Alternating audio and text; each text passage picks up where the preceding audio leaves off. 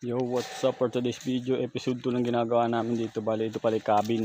Ito yung mga parang rest house ng mga gusto mag-hiking, mag-adventure. Dito to sa Palawan, Puerto Princesa. Ayan. Ito pala yung ginagawa namin, mga idol, mga bossing.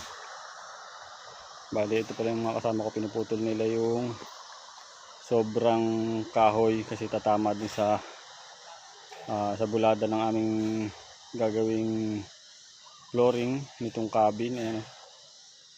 Nakatayo na rin yung mga poste at nakalatag na rin yung mga pagpapatungan ng tabla. Ayan, 2x4, puro 2x4 yung kinabit namin mga bossing.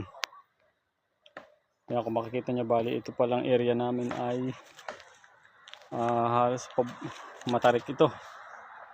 Ayan, ito harap naman ito ay dagat to. Kaya naisipan dito magpagawa ng owner na may-ari kasi maganda yung views. Ayan, ikot natin para makita niyo mga idol, mga bossing. Ayan.